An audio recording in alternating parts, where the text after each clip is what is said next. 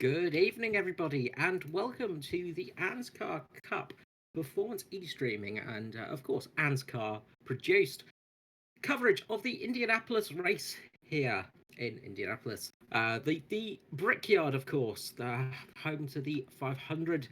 Tonight we are going to be racing on the slightly shorter race than the 500 with the stock cars, of course, but no less of a demanding track. Indianapolis is one of those tracks where drafting is important, and we're going to see a lot of that in the race. It's also a track where mistakes can really be costly. Of course, the turns are not the hardest out there, but you do have to be careful. It's almost flat all the way you go, but you always have to watch out as you're coming around Indy. So we're just live with qualifying now. So we're going to bring us a little bit of qualifying in for this weekend. Just catch the end of the session. So we'll have a look to see who's important out there. It looks like everybody's getting a run in early, as we have got a bumper field of competitors tonight.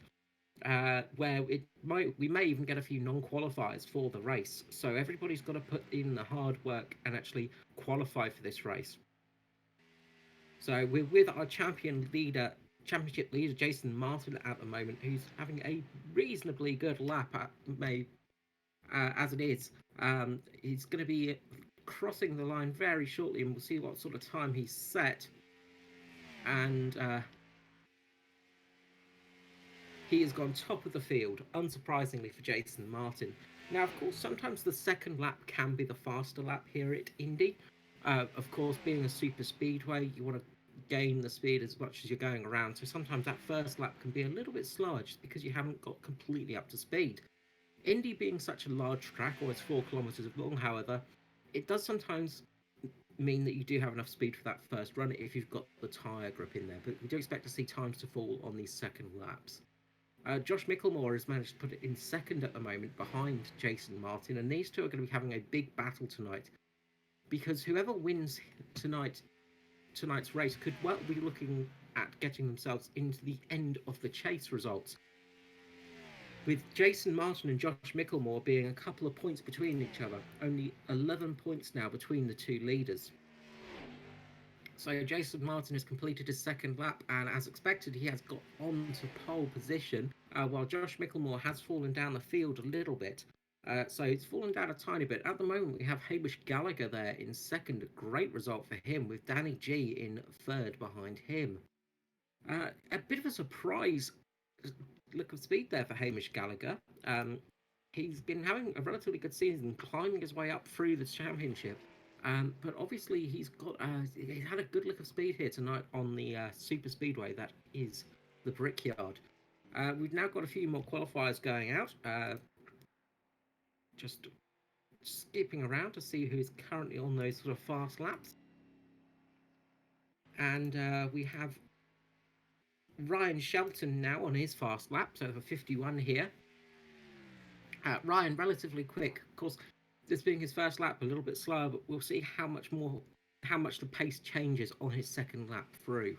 And this is where you're going to gain a lot of time. And we've got a couple of names that aren't usually in the races, with Graham Bolan and Ryan Shelton. They've had a couple of races this year, the Americans, but they haven't been able to make it to all the events. So it's good to see them coming out to this one here. So it'll be interesting to see where they start. Both incredibly fast drivers. Ryan Shelton manages to get it up into 8th place, which is not a bad time for him, not a bad little result. He's going to be relatively happy with that. Of course, starting further up the pack is important here because you don't want to be caught out in any wrecks through the first couple of corners, because when you're going around Indy, it can absolutely happen. It's so easy to lose the back end of the car. So having a bit of a look at who else is out there, we've got Norman Clark just coming through for a lap, and of course his son Roger Clark will be looking at trying to get some good results today. Roger Clark up in where's Roger? 10th place at the moment, and the battle for really the last place in the shootout between those guys, Roger Clark and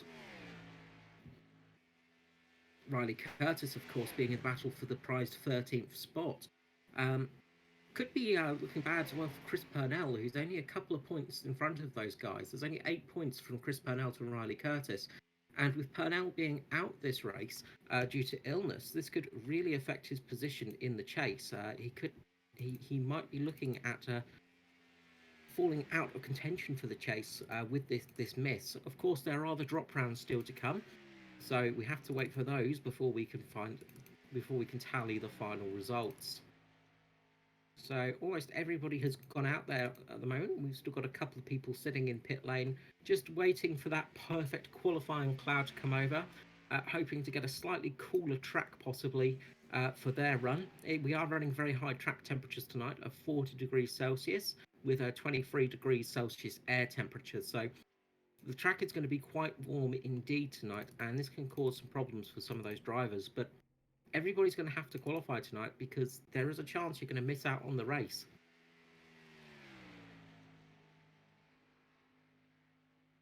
And just having a little bit of look who's around, we've got Michael Skurlock out on the track at the moment, coming for his first run of the session. So it will be interesting to see if lap times have started to change a little bit in this later stage of qualifying as the track temperatures possibly cool down a little bit with that little bit of cloud appearing over the circuit. Of course, they could also miss out on that perfect track time. It's a bit of a gamble waiting to the end sometimes, but sometimes, of course, the gamble can pay off.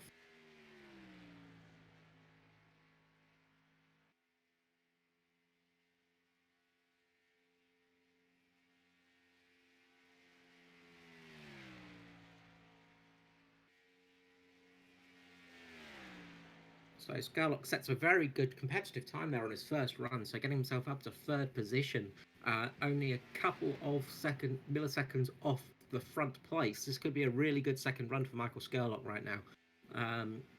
Very fast first lap.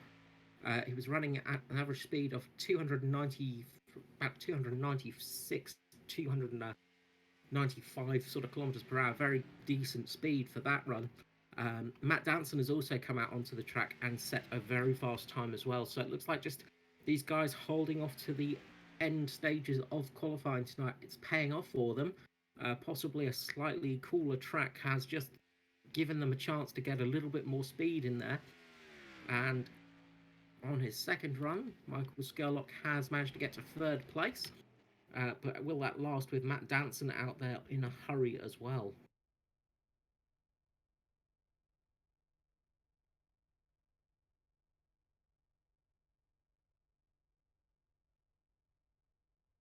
So currently the starting grid looks like Jason Martin, Hamish Gallagher, Mick Skurlock, Matt Danson, Danny G, Josh Michelmore, Graham Bolan, Edward Foster, Dave Douglas and Mirko Dortnack in the top 10. We then have Ryan Shelton, Norman Clark, James Roby, Joshua Carroll Walden, Damon Stockton, Matthew Clerk, Roger Clark, Daryl Hockey, Dylan uh, Dylan Davies, Brian Richmond, Michael Latterer, Wayne Taylor, Dennis Colbert, Mark Johansson, and that's the last of the times we've got at the moment. But a few more people are going around. We've just had Stephen Williams manage to get himself up there into 14th place. So these guys are cutting it fine towards the end of the session, as we've got Riley Curtis out on the track at the moment, trying to get his first lap in of the session.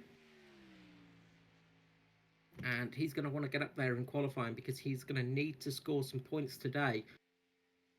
This could be a big part of the championship if Riley Curtis doesn't make it through qualifying.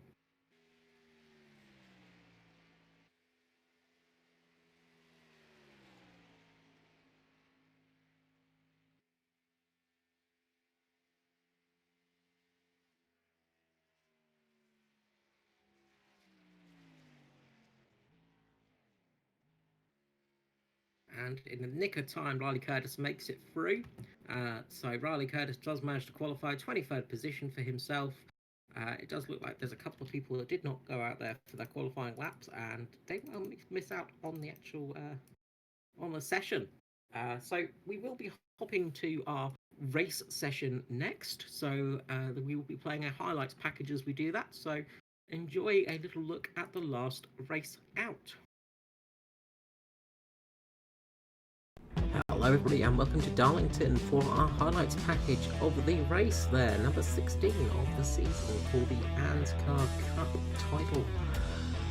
Michael Skurlock had a good start to his race, taking the pole position and leading for the first few laps. Edward Foster came in second with Dave Douglas in third. Very good qualifying session for the Riley Curtis design team.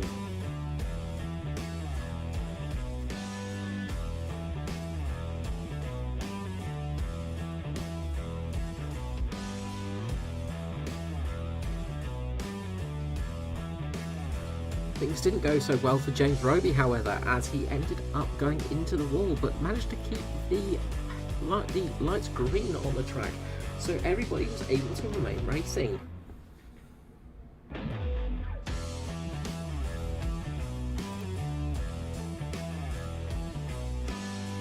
However, Andrew Modgridge in the number 88 took the first chunk into the wall and brought out the cautions, and our first yellow came out. All the cars came into the pit and Michael Skurlock was the biggest to suffer. Speeding in the pit lane caught him right at the back of the pack. A driver who was charging though was Matt Danson. Darlington may be too tough to tame, but maybe he was the guy to tame it.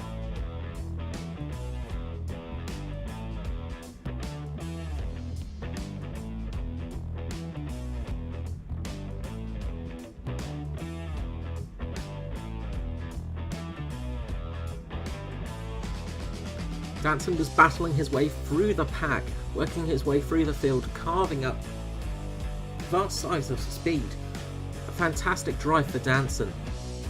Meanwhile, Jason Martin was leading the field after the pit stops. He made a great restart, had Edward Foster all over the back of him, with his teammate Dave Douglas in third.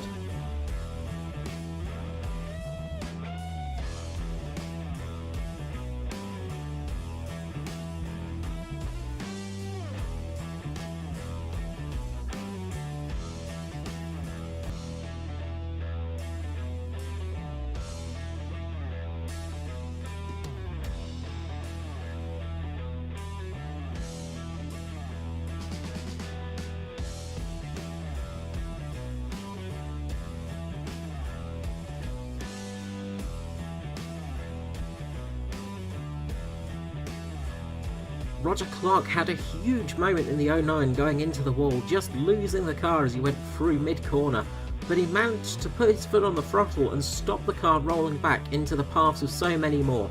Very well driven by Roger Clark, just to manage to keep awareness and not cause a bigger wreck. This new round of cautions meant a new pit stop for everybody, some fresh tyres and a bit more fuel.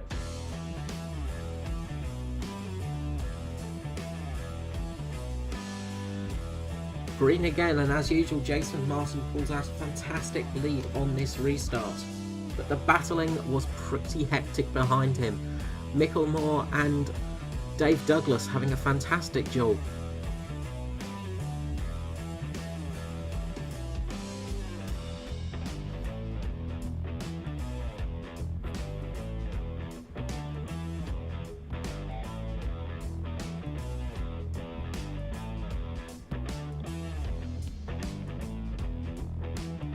As Danson was battling Danny G, a huge moment in front of them almost caught them out, as the lapped car of Tristan Koch went down into Josh Michelmore. Michael Skurlock also involved in the incident, a few cars getting involved and seriously costing them some positions. And here you can see it from another angle. Tristan Koch just going into the wall, Dave Douglas lucky to get away with that one, with a little less damage. And back to green flag racing we went. Jason Martin remained in the lead with the battle heating up behind him as Matt Danson started scything his way through the field.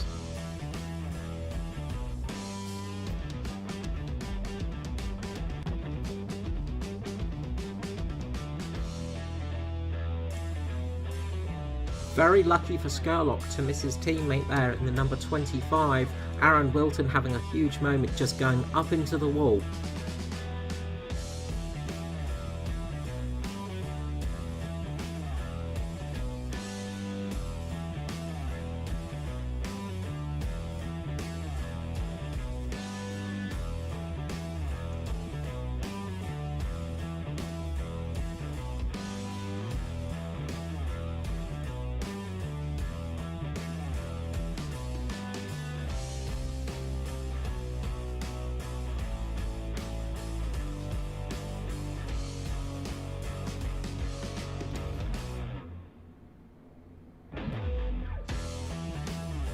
The number 53 of Edward Foster running into trouble.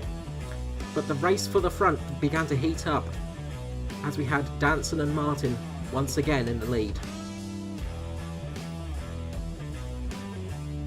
Hamish Gallagher having a huge moment as the 83 ran straight into him there. A very large crash that could have gone much, much worse.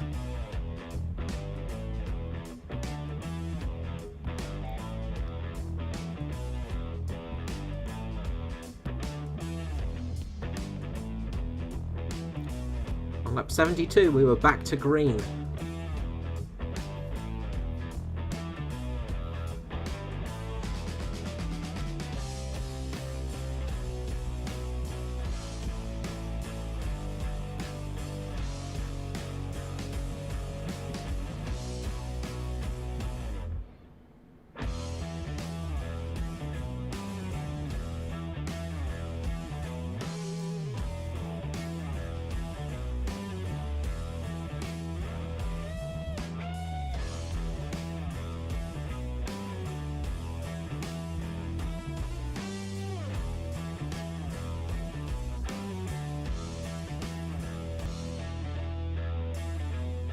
Foster getting nudged by Morris there.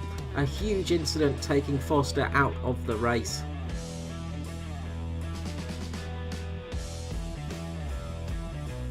Matt Danson now led the field away.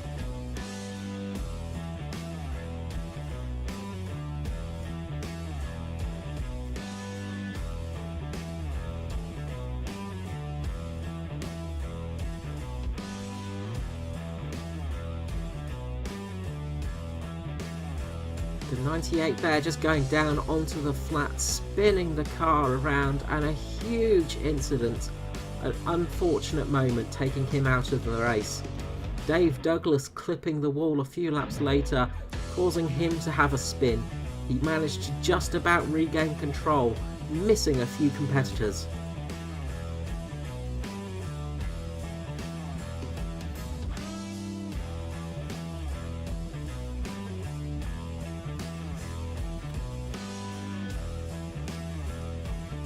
Matt Morris holding on after Jason Martin gave him a little bit of a nudge mid-corner.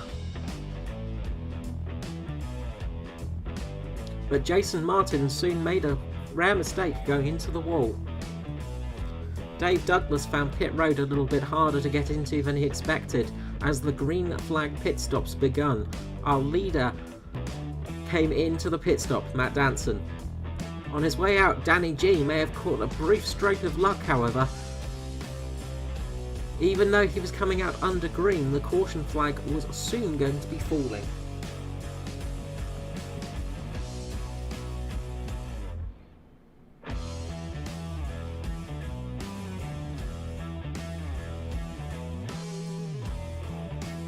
Car number 93 going fully around and just missing the wall.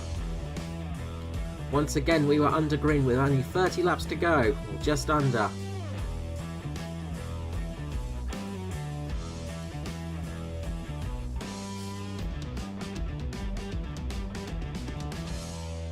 And the battle begun for the lead with Matt Morris, Matt Danson and Danny G.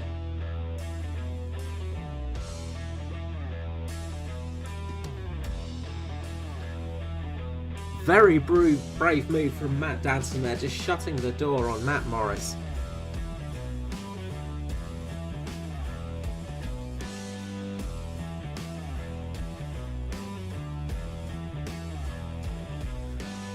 The battle heated up between Danson and Danny G, having a fantastic duel out on the track.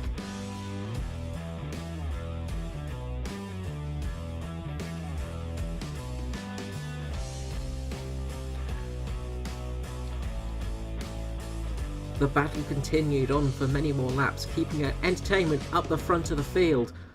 The two just touching by a fraction. But Danny G started to have some mild issues, the number 93 spinning but managing to keep the race under green.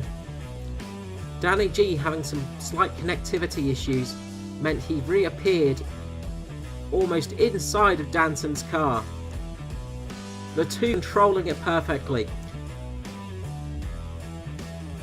touching each other all the way around the track, holding on, great car control, but finally Danny G went round, Matt Danson giving a little nudge to help. Somehow the green flag stayed out, however, and the race was going to run to the end.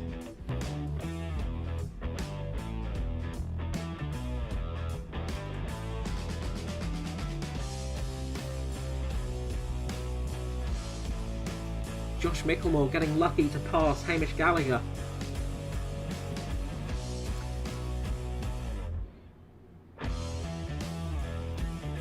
But Matt Danson crosses the line and takes another win this championship season. The battle was not yet over though.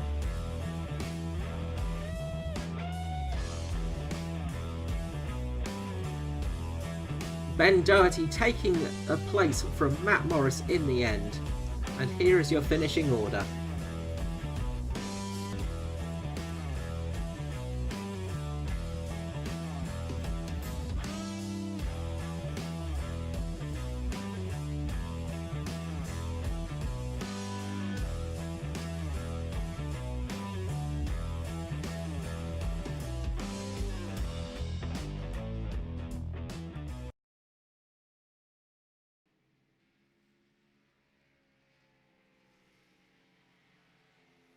Welcome back. So we're going to run through the championship standings as they currently sit. So in first place we have Jason Martin with 656 points. Second we have Josh Michelmore, only 11 points behind him with 645. Down in third place is Michael Skerlock with Matt Danson in fourth. Matthew Klutz is in a good fifth place with Danny G in sixth. Edward Foster down in seventh with Stephen Williams in eighth. Norman Clark having a very, very good season, just managing to be consistent in ninth place, with Dave Douglas in 10th. 11th, we have Moko Dortnak. And then comes the sort of three positions which are sort of looking a little bit risky at the moment. So Chris Purnell in 12th, with 429 points. Riley Curtis with 421 points. And then finally, in 14th place, Roger Clark with 404 points. Now, all three of these could be affected by the cut of the chase, because there are only 13 drivers going into the chase this season, and that coveted 13 spot is up for grabs. With Chris Purnell being unwell this week, it could be a real race for that sort of 12th to 13th spot. But it also depends on how the drop rounds go, and the drop rounds could change everything around. So we'll get into more of that next race, but tonight it's going to be a big race for Josh Michelmore. He's going to want to try and get a good finish over Jason Martin, something that is very hard to do. If he can get a good finish, if Jason Martin doesn't, then it could be a really good win for Josh Michelmore tonight. So I'm going to be joined tonight by Matt Hunter occasionally through the broadcast. So good evening, Matt. How are you going? Yeah, not too bad, Carl. Good evening, and welcome to all the viewers. Yeah, it should be an interesting race. Interesting to see how if Josh can close up the points battle with Jason there, and interested to see how Roger and Riley get on as well. Yeah, it's a race of a few different battles tonight, so it's going to be interesting to see who comes out on top with that. With the top of the championship being sort of sealed off between Jason Martin and Josh Michelmore, it's kind of a battle between those two, and then it's a battle between Curtis and Clark, and that's really the big battle that we're going to want to try and keep an eye on tonight. But Indianapolis can throw up some changes. If there's one big crash at the start, if somebody goes around in the first corner, we could see a lot of cars getting taken out of contention relatively early, couldn't we? Yeah, we definitely can. We definitely can. Especially we've seen some big crashes here in the past. It can be a bit of a battle of attrition sometimes as you're racing here in Indianapolis, and it's definitely not the easiest track we have. But next time out, we're going to be at the Charlotte Roval. So a real sort of a change of scenery for a lot of these drivers with the Roval. An interesting one to see what happens there, because the Roval can really change things around for these guys. Can definitely throw a spanner in the.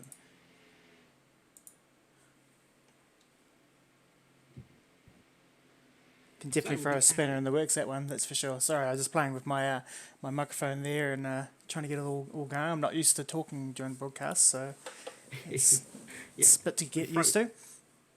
thrown a bit of the deep end tonight. We Um, have. with with having a with having somebody else in the booth for you, Matt, it can definitely throw you out a little bit. It certainly can. I don't know how you can do it by yourself, that's for sure. With great difficulty sometimes. And tonight's going to be a tricky one for myself. I've just had a tooth removed from a nasty tooth infection. So yeah, it's not the best of nights for me. I must say. But anyway, No. we've got the grid forming up, so we might as well run through the grid as it stands. So in first place we have Jason Martin with Hamish Gallagher there in second. A really great job from him. Second place, third place. Sorry, we have Michael Skerlock with Matt Danson. Fifth place we have Danny G and Josh Michelmore. In seventh we have Graham Boland and Edward Foster. Down in ninth and tenth place we have Dave Douglas and Mirko Dortnack. Ryan Shelton sits in 11th with Stephen Williams in 12th. Norman Clark and James Roby in 13th and 14th. 15th and 16th is Joshua Carroll Walden and Damon Stockton. 17th and 18th is Matthew Clurt and Roger Clark. Daryl Hockey and Matthew Raymond sit in 19th and 20th. 21st and 22nd is Dylan Davies and Riley Curtis, with Jason Bennis and Michael Latterer in 23rd and 24th. 25th and 26th is Wayne Taylor and Dennis Colbert. And Mark Johansson finishes up the grid 27th place. So 27 runners tonight. It should be an interesting one, and it's going to be interesting to see how things pan out. Of course, here at the Brickyard, it's going to be important to focus on drafting. So some of the teams may have a bit of an advantage over others, especially with the Mitch Motorsport boys having so many of their cars up front at the moment. Yeah, they're definitely going to be pretty strong.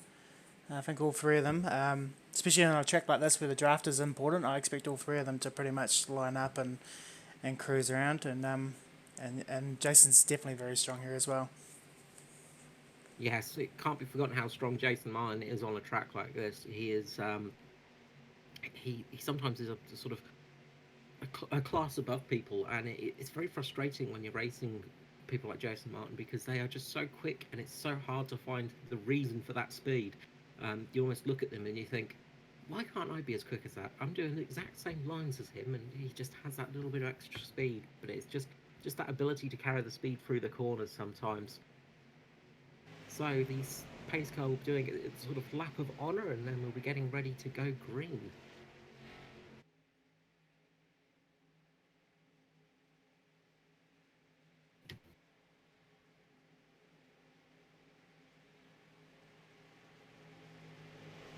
A bit of a wild card up there tonight is Hamish Gallagher.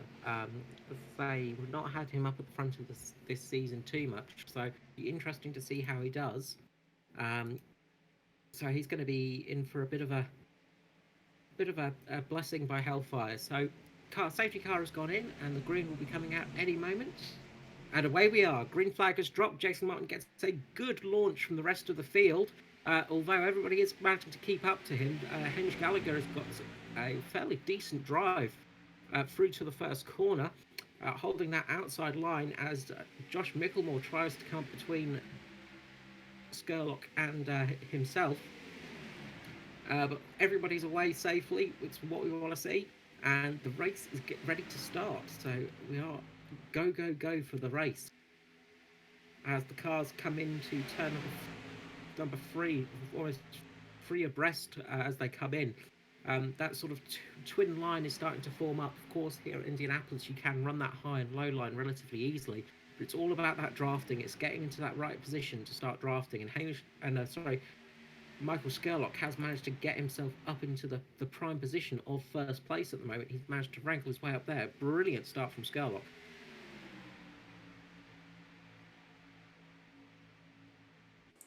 Yeah, they're racing And pretty hard Jason, to start with, that's for sure. Yeah, Jason Martin just running down on that inside now, just getting through as he's got Josh Michelmore just behind him as well. And these two are going to want to try and start working together, just trying to get that draft going because they can start building a bit of a lead as they go through. And that's one of the big things on these super speedways, of course, is getting that early lead up, and they can disappear quite quickly in a safety car situation, but you want to be out front where a little bit less is likely to happen usually. I've cleared them now.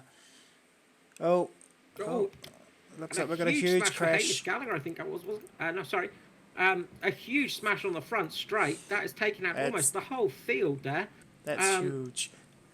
that was a massive wreck.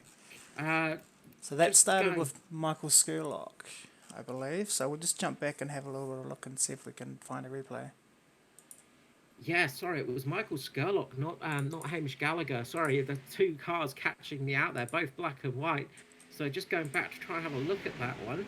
Um, what a huge crash! And this is what I was talking about. This is absolutely devastating for half the field almost. This has taken almost all of them out of contention. Uh, as we try and go back to find the cause of that incident, it was on the start finish straight. So just after lap, just before lap three started, um, and I'm just trying to myself go and find out what happened there.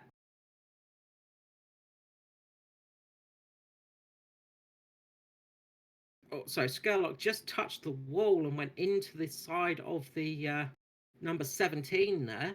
Um, just a bit of a Graham Boland was a little bit of a passenger in that one. But Skurlock just spinning around in front of the whole field like that. That was an absolutely devastating crash. And as I say, that's taken out a fair chunk of cars. Almost the whole field got involved in that, past, well, pretty much everybody from P3 onwards as they start to come into the pit lane now and make that sort of yellow flag pit stop. This early in the race, you might as well just get a little bit more fuel topped up and get some of that damage repaired as well. A lot of cars are looking second hand. That was an absolutely devastating smash there.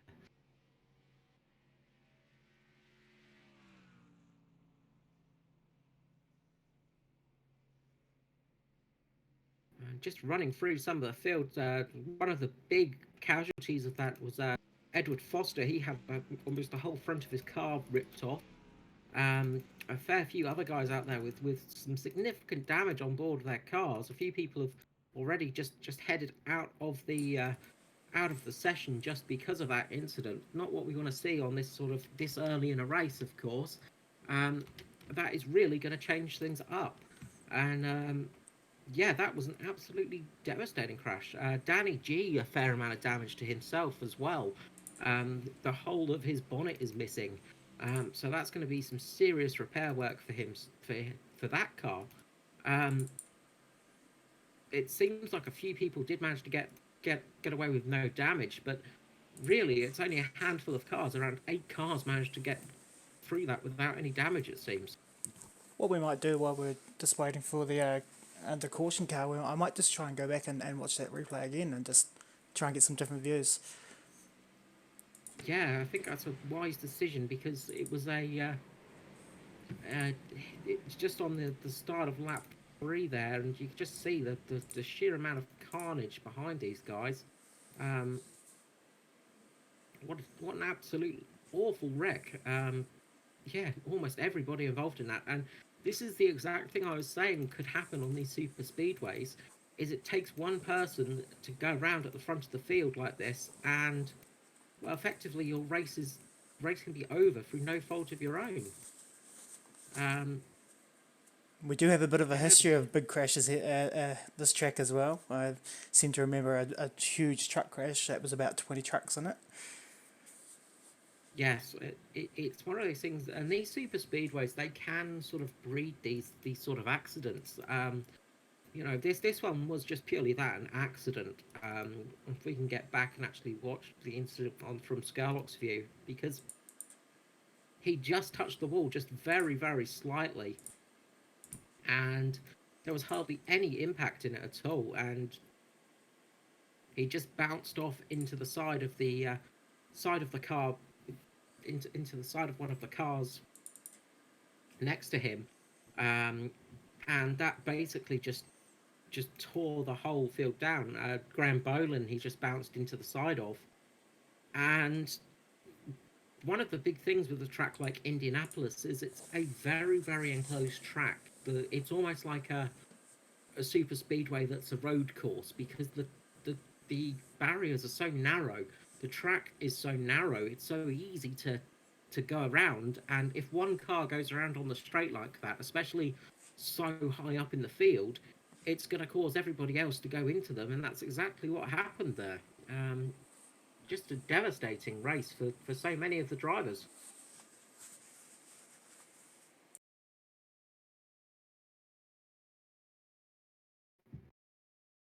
Okay.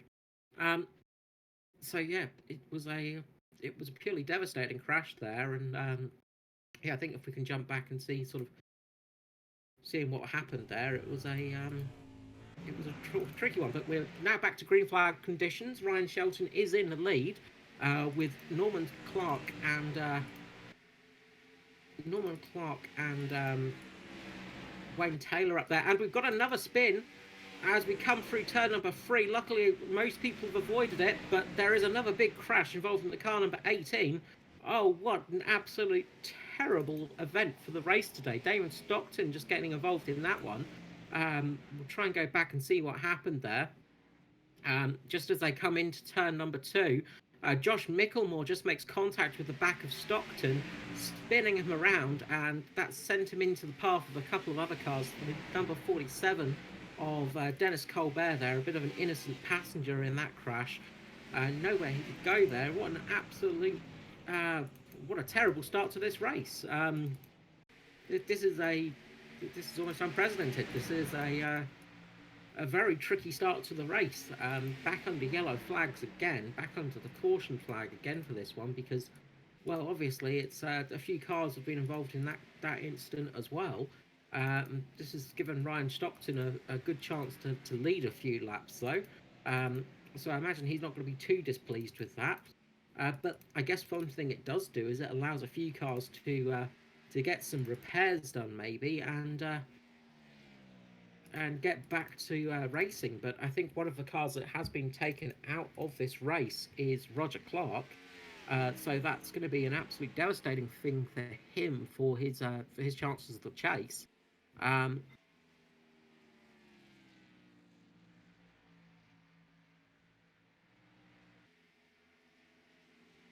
yeah, that would be grand.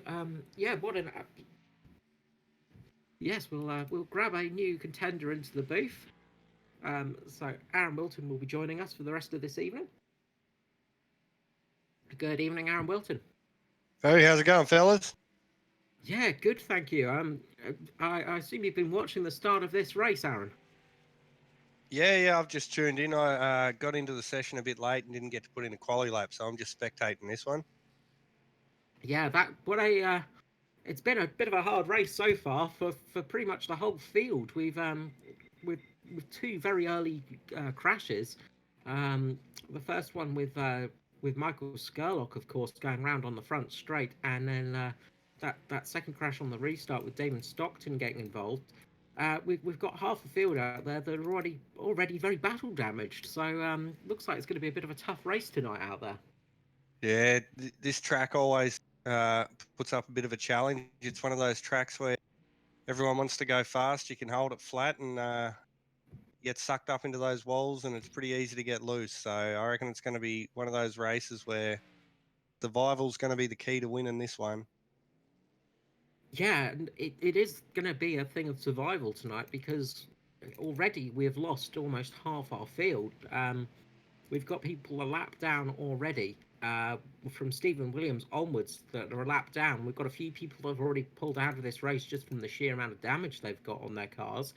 Um, yeah, it's going to be a case of surviving first and then finishing second, I think. But this has worked out really well for Ryan Shelton, getting him up to second. Well, sorry, up to the lead. as well as some of the middle finger racing guys as well, with Wayne Taylor there in second place. So a few unusual faces at the front, some people we're not so used to seeing up in the lead of the race. So kind of good to see a few new faces up there, but obviously not the way we'd like to see it happen. Yeah, well, it's not unusual to see Ryan up there. He's always shown he's got pace. He's a good driver. But yeah, definitely there's a few guys up there that sort of more of the middle pack guys you normally see. So it'll be interesting to see what they can do with this, whether they can take advantage of being up front, and if they get a good green flag run, they might be able to hold on and come through with a strong finish. Definitely going to Yes, be interesting though. yeah, it's going to be an interesting rest of these laps because, as I say, we've got so many people out of position now. There's going to have to be some hard racing to get back up there, and we're going to see some people having to push extremely hard. But as you say, Ryan Shelton is one of the boys over from America, so he's usually very good on these ovals. He's one of those drivers that's got good oval pace, so not a surprise to see him up there. But yeah, he lucked out a bit by basically the crashes happening around him, like Moses passing the sea around him. Almost those crashes happened. Um, so yeah, very lucky for him not to get hit by a few of those cars. Also lucky for Matt Danson as well, who started a little bit further down the field and could have seen him getting taken out in those wrecks earlier on. He was very lucky to avoid the serious wrecks early on in this race. Yeah, pretty lucky to come through there, but he's sitting in what is it, sixth now, so we all know what Dan's capable of, and I'm pretty sure he's not going to hold back. He'll go hard as soon as it goes green, and I reckon we'll see him up in the front row pretty soon. Yeah, will not be a surprise to see him getting up there. Jason Martin as well has been lucky in those incidents and managed to avoid the worst of them. Josh Michelmore as well. He had that slight touch which brought out the second yellow there, but nothing major on his car as well. So we've got some extremely fast guys at the front here, and we're going to see some good racing. I think once we actually get down to the green flag and get some actual racing laps underneath us. Yeah, well, you see Ryan's up front, Jason's sitting back in third, and then you got Josh down in fifth, and then Danson in sixth. Those guys are all good. They're all fast. They all know what they're doing. So I reckon they're the guys that are going to be up in the top 3, 4, battling it out pretty soon. As long as everyone keeps it clean. Yes, hopefully we'll get some. Hopefully we'll get some green flag running tonight. It's been a bit of a yellow crash fest tonight, but hopefully we'll be getting back to the green as soon as we can. As I said, there are a few cars that are already pretty much out of this race. Pretty much from Matthew, Damon Stockton, Matthew Cluett, Edward Foster, Danny G, Roger Clark, Michael Skurlock, and Graham Boland are all out of this race already, and those are some big names to get out this quick. I think a few of them are still under repairs just to try and get out there for a few extra points, maybe. But yeah, some real big scalps have been taken out, especially of the mid to front field. So we could be seeing a bit of a surprise here. But the safety car lights have gone out, so we'll be going back to green very shortly.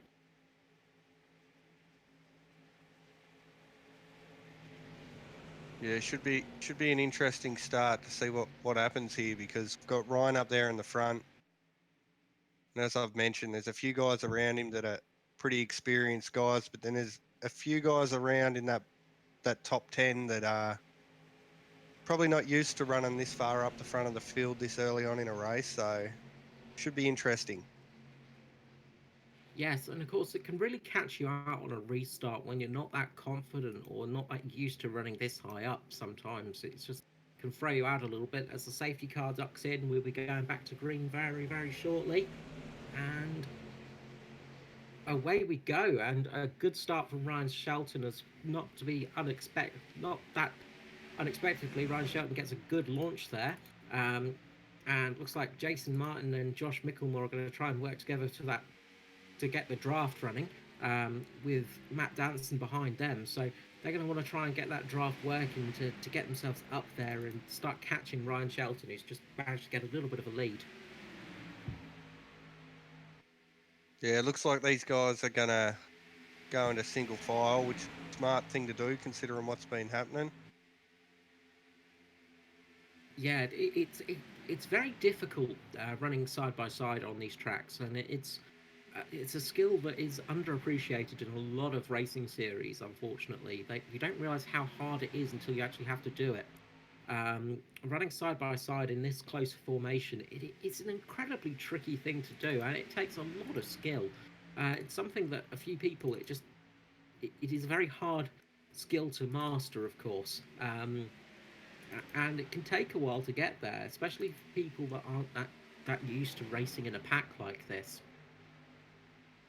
Yeah, well, most people, even if they're not big fans of NASCAR, they understand what it is to be in the draft of a car and how that'll make you go faster. But a lot of people don't really understand what it's like when you're in tucked up inside someone and how the side draft works and how that can unsettle your car, and it can make things really difficult. And it's good to see Danson. He's making the charge up. He's moved up on the inside. That was to be expected. He's not wasting any time. No, I think everybody's going to want to try and be at the front of this field tonight after what's happened. It's better to be closer to the front than it is in that sort of rear to mid pack at the moment, because as we've seen, it takes one small mistake, and a small mistake is all that's happened tonight, and just everything can go very wrong for you.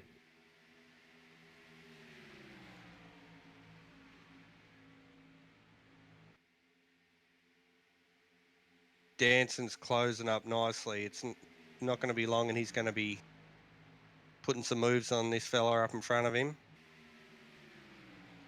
Yeah, so Danson just closing in on Martin now. He's closing in on Shelton, and this is where the race really starts to happen. And sometimes, of course, you running at the front of the pack. Of course, you do use a bit more fuel, don't you? So sometimes that can be a little bit troublesome if you're sort of trying to lean out the race a little bit for yourself, trying to get through there without as much fuel. As Ryan Shelton just makes a bit of an error coming off of turn number two there. Um, just goes a bit wide, just catches the car, luckily. But he has lost a few spots. That's let Jason Martin and Matt Danson through, and is probably going to allow Josh Michelmore to get down underneath him now. Yeah, he just ran up into the wall there, give it a little bit of a rub, and washed off all his speed and just got swamped. It's how easy it is to lose those positions. And it's all it takes on a track like this is just a momentary lapse in concentration. And again, it's one of those things that is so easy to do on a track like this. It's just that split second of losing your concentration, and you can end up heading towards that wall very quickly. Once you get onto the sort of slightly dirtier lines as the race goes on, of course, you get a little bit of the marbling on the outside of the corners, things like that. It does get worse, but it's very easy to go to lose a lot of speed very quickly. Now we've got Danson and Martin both battling each other. It'll be interesting to see whether they keep this fight going or whether one of them wants to just settle in and play follow the leader for a while. That would probably be the smart thing to do, but everyone wants to win, everyone wants to lead, so see what happens, eh? Yeah, and especially for Danson and Martin, those two are embattled rivals, would say. They've had a rivalry all year. They are very much each other's sort of very close to each other out on the track, pretty much all the time, those two, and constantly having those close races. And I'm pretty sure that both of them take a little bit of joy whenever they beat each other. They kind of like it when they can get that win over the other. Yeah, no doubt. Well, they're both definitely top tier guys when it comes to running these cars, and I know if I was one of them and I had their skill level, I wouldn't give an inch. I'd want to be in front the whole time, but it looks like they're settling down. Martin's just going to tuck in behind Danson and play the game for a bit. Yeah, well, he's starting to pull away a bit from his teammate Josh Michelmore now, so he's just getting that little bit of distance. And of course, with Michelmore and Martin sort of fight for the championship at the moment, maybe Jason Martin kind of wants to be pulling away a bit from Michelmore. Maybe the teammate thing is not so matey at the moment, of course, because it's really those two fighting for the top of the championship for the run into the chase after the next race.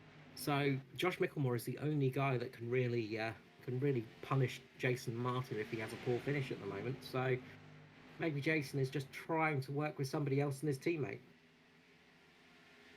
Yeah, and with these two guys pulling away, like it'd be easy to say that these guys might wear their tyres a little bit more than Michelmore, but we all know how good Jason Martin is with his tyre wear. I'm sure he's probably using his tyres less than Michelmore is behind him, even though he's going faster.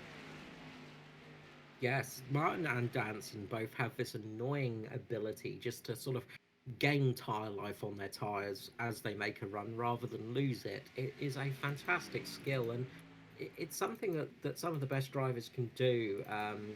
Sort of think to some of the drivers of old in sort of sports car racing, people like Alan McNish, they could just almost gain time on their tyres and gain speed on the tyres throughout a run, just didn't get affected by that tyre wear. And Jason Martin and Matt Danson have that ability, and it's very frustrating when you're trying to race people like that, because it's just that skill that you go, I'm pretty sure I'm close to you guys, but you just have that little bit of extra something that just puts you ahead.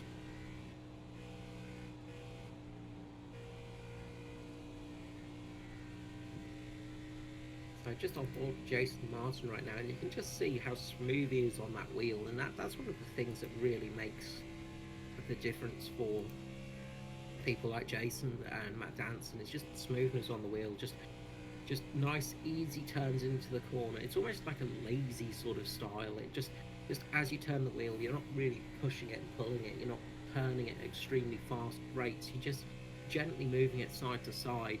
um, and that's all to do with gaining tyre wear. You know, the less movement you have on that wheel, the less you're going left to right, means the less tyre wear you're going to get, and the longer you're going to be able to run with these guys.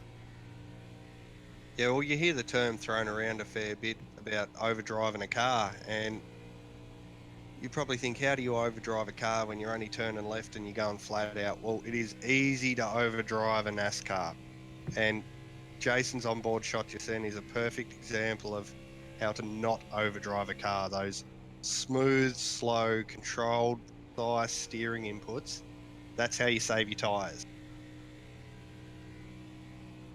And that's the difference between, you know, people like Martin Dance and even Michelmore, you know, to people that are running sort of more midfield. And it's sort of a skill that you do develop through time, and you do get better at it. Some tracks, of course, punish you more on tyre wear, and are a little bit less punishing on tyre life. And those tracks are where you see people sort of in the midfield having their better runs occasionally. As we just go past Edward Foster there, just running without the front end of his car, just one of the early wounded in that sort of that big accident. He's just trying to keep out there and just keep some laps under the car just to score some points for tonight. Uh, but it's the difference between, you know, it's a couple of milliseconds, and that's the difference it takes. Is, you know, half a millisecond or half a millisecond is the difference between, you know, running at the front and running in the midfield with these guys. It's not a big amount of time, and it is just, you know, that little tiny bit extra that they have that keeps them running up there. Oh, here we see Martin going up on the inside of Danson. He's decided he doesn't want to be number 2 anymore. He just backed out of it. Smart move. I think he was just showing him the nose, letting him know he was there. Just reminding Danson that, yep, I am here and I am going to take this race from you when eventually. Yeah, You know, just letting him know that he does have the pace and he can make the move if he wants. and of course, running behind Danson like this is going to be helping Martin a tiny bit, because of course you're in that sort of slightly, you're in the draft basically, so you're not using as much horsepower, you're not having to put the throttle fully down, you know, you get to save a little bit of fuel. um Tire wear can sometimes become a little bit of a factor sometimes when you're running that close to somebody, but not into too much into this stakes, and he's just starting to show Danson that little bit of aggression that he's going to try and take that position away any moment now. Yeah, just put the front bumper right up on his back end just then, just to let him know he was there.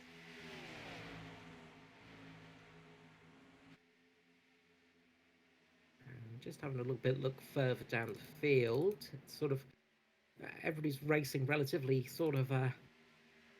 quietly now. We've not really got many battles going on as we go. Um, there's a little bit of battle going on between Carol Walden and Stephen Williams down in 14th and 15th place, but everybody's pretty much line astern at the moment, other than Jason Martin and Matt Danson. Those are the two that are really having a bit of a battle at the moment. So, yeah, with the field dwindled as it is, and especially with some of the damage on these guys, it's sort of really stretched out the field a little bit. Yeah, well, everyone calmed down after those earlier incidents. They've all sort of fallen into place, doing their own thing. I think everyone wants to get to the end, and it'll probably stay this way for a while. Unless someone makes a mistake, then you're not really going to see any aggressive overtaking moves, I don't think. No, I think everybody's sort of just become a little bit less aggressive now with those earlier incidents. As just going through, we've got Matthew Clerk just coming into the pits as we talk. Even though he's quite far down the field, but he's coming in for a stop under the green, it looks like, or maybe to finally stop that car. Um, but yeah, the battle up here at the front is going pretty well. A guy that's doing a pretty decent job up there as well is Hamish Gallagher and Norman Clark, P4 and P5. Norman Clark having a great race at the moment. With some of these guys sort of dropping off, he's pushed himself up into fifth place and is in front of Ryan Shelton and has got the speed advantage over Shelton as well. So great job for Norman Clark there. And Hamish Gallagher, this is just going to help him just get a little bit further up this season, because he's been hanging around a bit, Gallagher, but he's not really been out all season. He's been here for a few races, and he's starting to make a bit of a name for himself by getting up there a little bit. Yeah, it's good to see. There's a good thing about this ANZCAR League is see a lot of new people come in, and there's a lot of people that surprise. And we all know with NASCAR races that you don't necessarily have to be the fastest guy out there. You just got to be in the right place at the right time, and if you make the right calls, then you can walk away with a good result. Yeah, sometimes it's better to be lucky than good. In racing, it's the old saying that goes like that, and well, for a few drivers tonight, that's definitely going to be the case, because they've missed out on those incidents and left their cars relatively damage free, and that's just going to be helping their race come alive for them. Another guy that's I don't think I've seen this season is Jason Bennis, relatively new guy to the series, and he's running up there in sixth place at the moment. So another good drive for him, and a good debut outing, I think, for him this season. So yeah, we've got a few new names up there, which is what we want to see, because nothing is worse than a league that gets stale. It's always nice to see new drivers lurking around, and it's nice to see them when they get some good positions. Yeah, definitely. It's one of the things that's really good about this league is 99% of the time, everyone does the right thing, which means we end up with great races. And to have the guys in with a little bit less experience than your Martin and your Danson and stuff, and still be able to get up there and have a crack and put in a good effort, definitely makes for a good show for the viewers. Absolutely, and it's all about putting on a good show for the viewers. That's what the drivers have to remember. I keep trying to tell them that. And speaking of a good show for the viewers, we've had a pretty good run so far. It's been green for quite a while, so it's going to be interesting to see what happens, whether we end up getting some green flag pit stops at some stage. I'm not too sure what the strategies are going to be. I didn't get to do any testing for this race, so I don't know what the tyre life is like. So I've got no idea. So it'll be interesting to see what happens here, whether these guys just keep running and end up with a green flag pit stop, or whether they just hope for another yellow to come out, or whether they just keep running to the end. I've got no idea.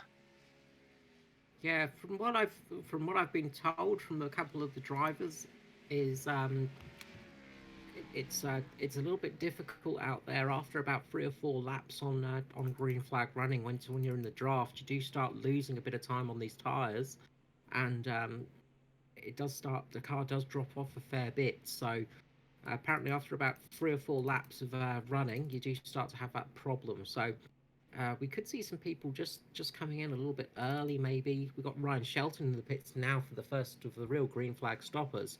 Um, He's come in, got his tyres, got some fuel. He's heading back out, so he'll have pace now when he heads back out. It'll be interesting to see what he can do with it. yes, and it'll be interesting to see if he can what he does with the sort of position wise, because this is may help him get a bit of an undercut on a few of those drivers out there. And who else will come in around him? Because from what I've been told, is those fresh tyres do make a bit of a difference. So this could help Ryan out and just get him a little bit ahead of some of the other drivers as he just slots in behind Matt Danson.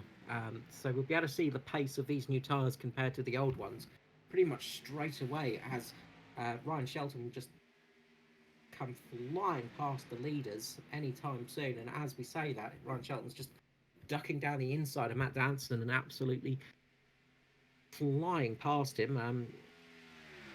Almost a different different league of speed there. It's almost like gaining an extra 10 or 20 horsepower, and that's the difference those fresh tyres make. Of course, it just gives you that little bit more traction on the exit of corners, and a little bit easier turning on those corners, and just really does help with the speed. So yeah, but we'll be interested to see who's going to come in around him, because I imagine he's going to be losing, he's going to be gaining time on some of those people that he was behind.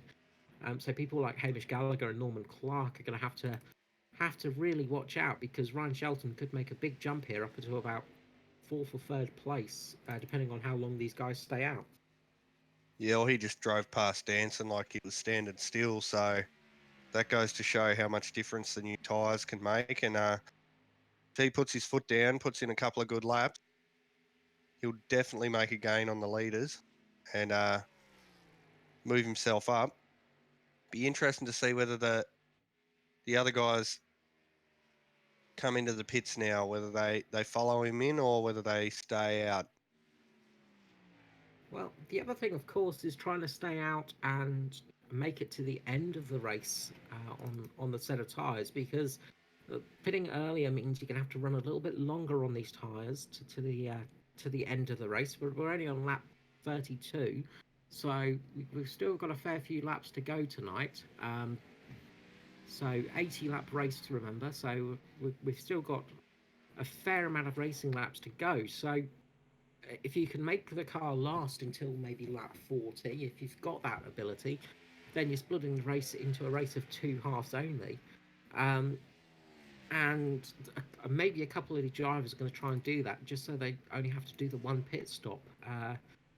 Because if the car can only make it to about 40-ish laps, say, then Ryan Shelton may have to do another stop. So that could work out poorly in his favour, depending on how the rest of the field goes.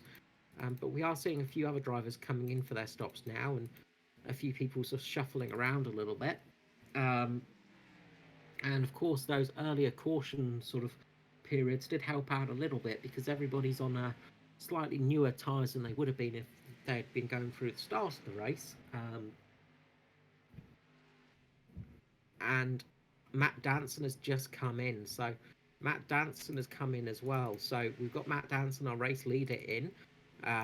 Jason Martin has stayed out, as well as Michelmore. But Danson is the first of the front runners to sort of really jump into the pits. So it'll be interesting to see where he comes out in comparison to Ryan Shelton. Let's see how much time Ryan Shelton has gained. And Yeah, Matt and Danson makes a Wayne Taylor's just done his pit stop as well, and he's come out behind Danson, and he's just drove straight past. So another good example of how much difference the fresh tyres can make. So what you were saying before about splitting the race, going to lap 40, that's generally what I'd do because I'm not a strategist, so I like to keep it simple. Maybe that's what Martin's aiming for. Then again, he's a smart fella. I'm sure he knows exactly what he's doing. Yeah, Matt Danson actually had a small mistake coming into his pit stop. He overshot the box slightly, so a rare mistake for Matt Danson, something we don't see too often. Yeah, But that that's not good. Something we'll as see how simple much as just overshooting your box, just the tiniest bit, does take out a lot of time. it does, and it can really be costly. So we'll see. We'll see how this all shakes up um, as we get it back out on track. But Now we see more of the field coming in to do their pit stops, so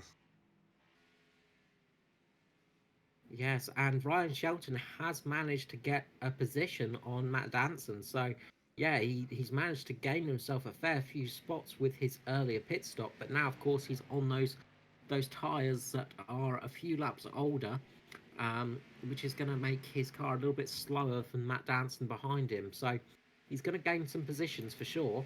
But now everybody else is coming in. They've had to react to that pit stop because obviously the time gained on these fresh tyres is much more than I think a few people were expecting. And Jason Martin just misses his pit box as well. Just stops a little bit too early and has just cost himself a couple of seconds with that pit stop too. So, um, yeah, a few people just having a little bit of an error in their pit stops and just costing themselves a couple of just a second or two, and that's really costly for Jason Martin as the two cars of Danson and Shelton just go past as he's exiting the pit lane. So, um, yeah, that one's really cost Jason Martin quite a bit of time. He's lost out a fair few positions on Shelton and Danson there.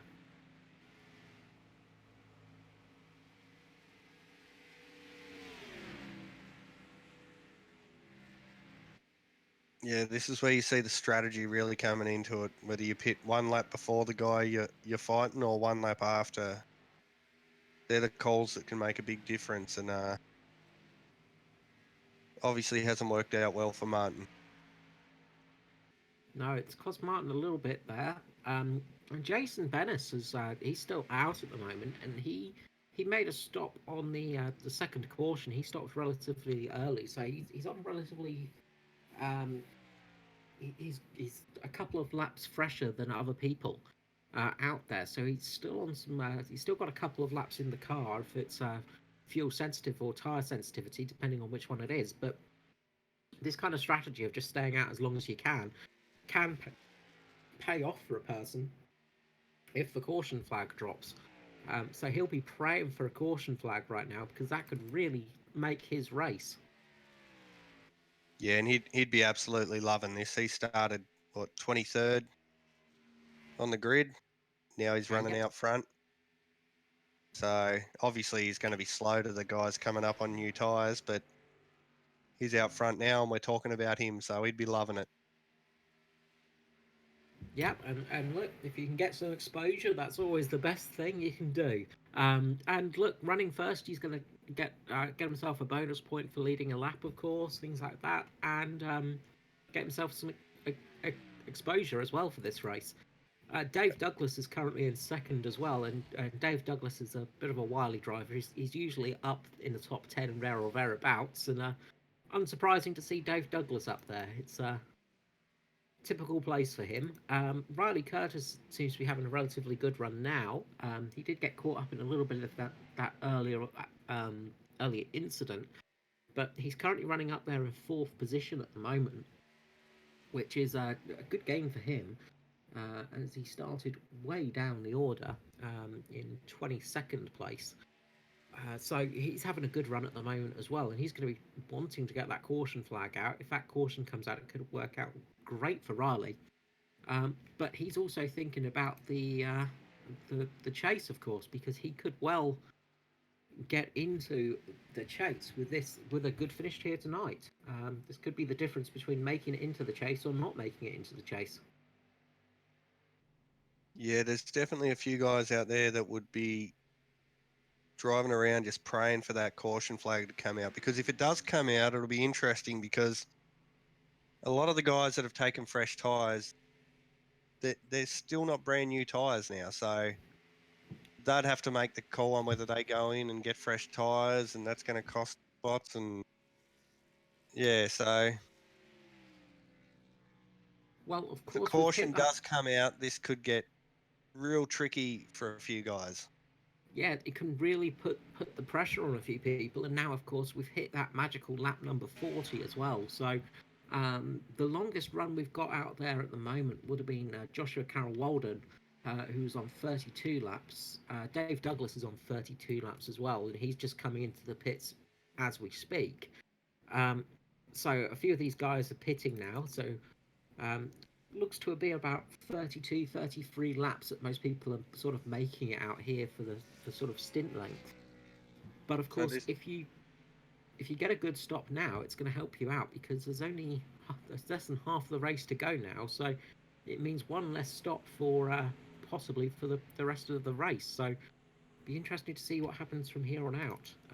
And Jason Bennis is still out in front, so brilliant job for him on his sort of debut night.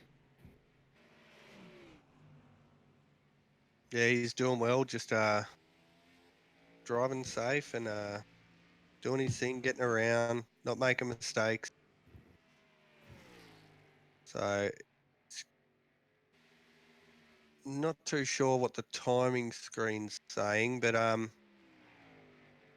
not sure where he's going to drop back in when he does stop, but we'll find out soon enough whether this strategy is going to work for him or not. Well, of course, the one thing this gives him for the future is for the next.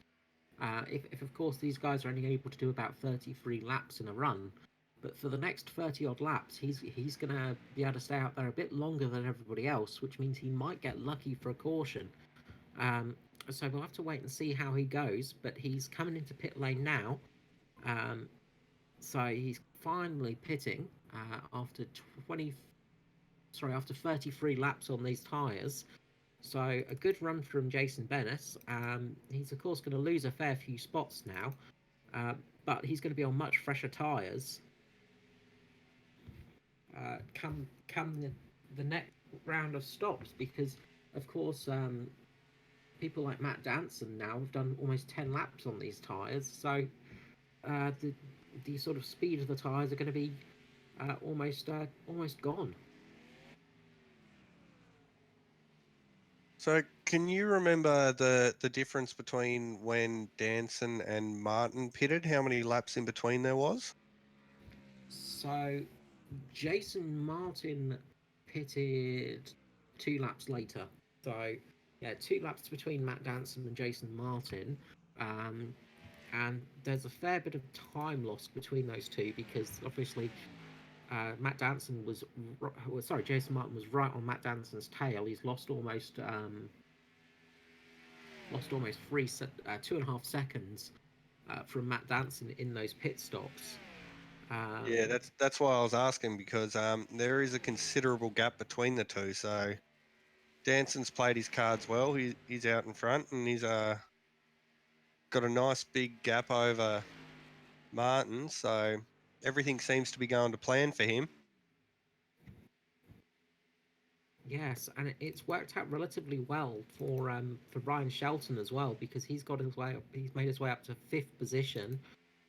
He was behind Norman Clark at the start of those pit stops, so he's made a couple of positions up on those drivers. He's losing a bit of speed now because it has been he's been out for 15 laps on those tyres, where everybody else has been around about 8 to 10 laps. So he is losing a little bit of speed now, but it has paid off for him. So it seems that early stop is a better option. You get a better undercut than you do an overcut for the time being. But of course, now it's going to be interesting to see how Bennis can do, because he's now stopped and he is only he's 14 seconds 14 seconds back on the leaders now, so he should be gaining some time over those leaders now because he'll be on much fresher tyres. Yeah, he'll definitely make up a big chunk of that time, but it'll be good to see whether he can, how much time he can make up before his tyres start to fall off as well, and then it equals out sort of thing. So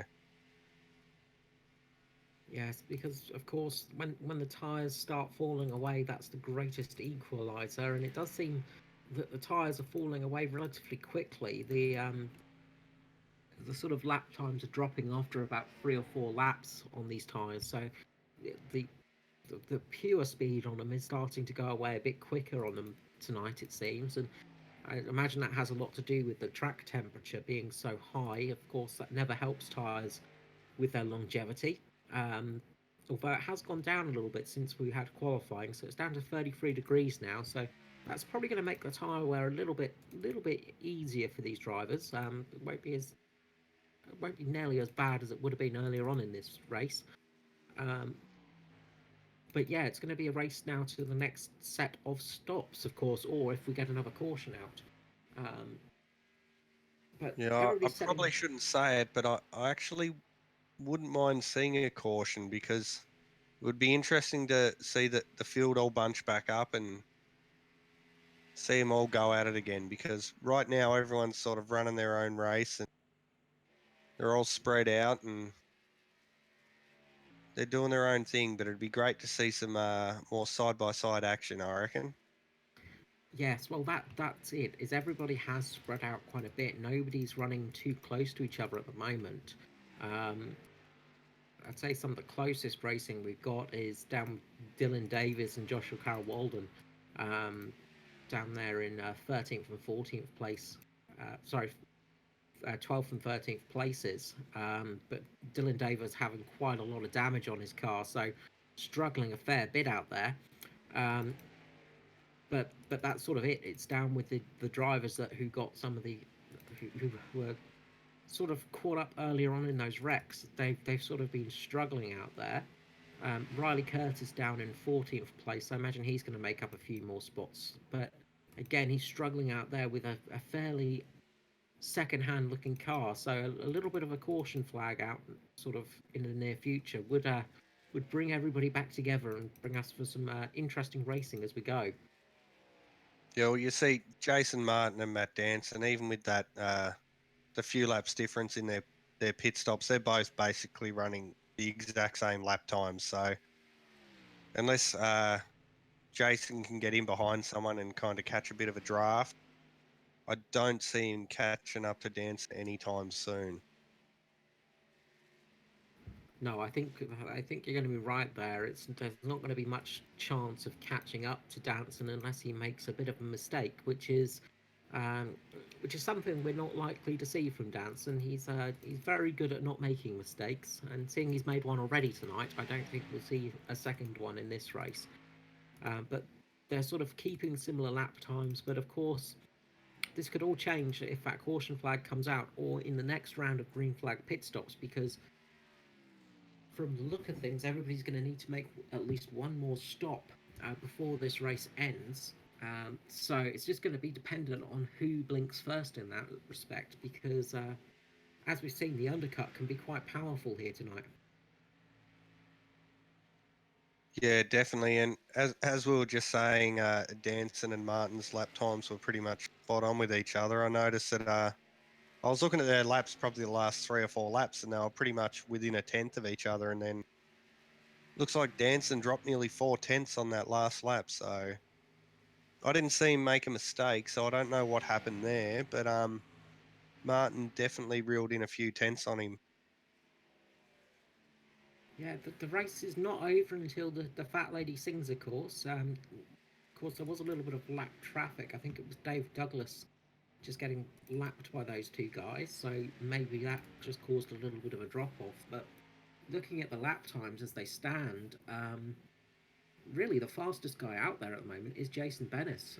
He's flying at the moment, around about 8 tenths faster than everybody else on those tyres. So that he stopped a lot later than everybody else, but those fresher tyres are obviously making a big difference for him at the moment because he has just got so much more speed over the rest of the field.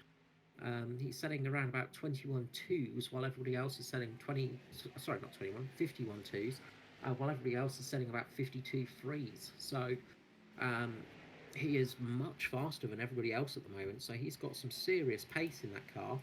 And he is coming up on Ryan Shelton, who I would say he'll be passing within the next lap or two.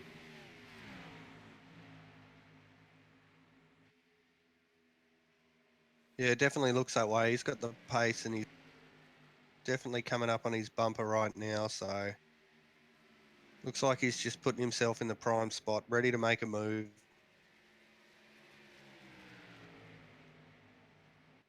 And to go Now, back to what you were saying a few minutes ago about the lap traffic, lap traffic, it can be your best friend or your worst enemy. If the lap traffic works with you, then you can sometimes get a draft out of it, and it can help you extend your lead if you're out in the front. Or if they're in the wrong spot at the wrong time, then they're going to slow you down. So yes, it's always a bit of a lottery sometimes, and it can also depend on who you've made friends with through the season and who you have made enemies of. Because, of course, sometimes if you give the wrong person a little bit of a nudge through the season, then they might not want to help you out as they're coming to be laps in the future races. Of course, one of the great things about NASCAR racing and stock car racing is, of course, you don't have blue flags to make you jump out of the way of cars. So we've got Ryan Shelton coming back into the pits. So obviously he is coming in now to make possibly his final pit stop. Only 24 laps, I think it was, from him. So 24 laps on those tyres. So don't know if he's looking at making a third stop out there, but yeah, he's coming in for another stop. So we'll see Ryan Shelton get some good pace again soon. But it doesn't look like he's able to make those tyres last as well as some of his competitors. Maybe that's down to the damage on the front of his car. yeah, he might be trying to do something a bit different, a bit of a strategy call. He's been sort of settled in where he was for a while now, and didn't look like he was going to move forward much further anytime soon. So maybe he's hoping if he comes in now and the yellow comes out in the next couple of laps, he can stay out while everyone else pits. You never know. No, it could be it could work out in his favour, of course, and it does mean he's going to come out and have some relatively good pace in the car again. As we saw last time round, he did end up getting in front of our leader Matt Danson on that strategy, but of course, as soon as Danson came out on those fresher tyres, he could just get right past Shelton again. But that earlier stop does bring you a fair bit of lap time. So it'll be interesting to see how well he does out there, and see what he can do from this position in the race, because he's currently sort of fighting for the fourth and fifth position, and I think he's dropped down into 11th place with that pit stop. So he's not too far off the rest of those guys. So it'll be interesting to see how he manages the rest of this race. So because of what's been going on now, we see that Jace Ben's move up to fourth place. So still chipping away with those fresher tyres. One thing to look at right now as well on the track is where Jason Martin currently is, and his teammate of Josh Michelmore. Josh Michelmore just being lapped by Matt Danson now is sitting right in front of Jason Martin, and I do wonder if those two are going to start trying to play the draft game. Um, but it looks like Josh Michelmore is just absolutely flying out there. I think he's only just made a pit stop, so um, he's on much fresher tyres. Um, so obviously it didn't feel like sticking around and trying to help Jason Martin get a close up the gap to Josh Michelmore. Sorry, Matt Danson. Sorry. So Obviously not wanting to try and help his teammate out too much, which look, it's fair enough. It's all fair in love and racing. Oh, we've got someone around there, or someone into the wall. Dylan Davis has just gone into the wall, so yeah. But we're still under green, so yeah, it looks like we're all good for the moment. And Dylan Davis, um, one of the drivers that got caught up in that earlier smash, but he was running up in about 11th place, I think. So I'll just go and see what happened to him. Try and find out exactly what happened to that car. But that would have been a nervous couple of moments for those drivers in first place because they were just coming around to lap him. So I'm sure that a few moments of clenching were involved in that one.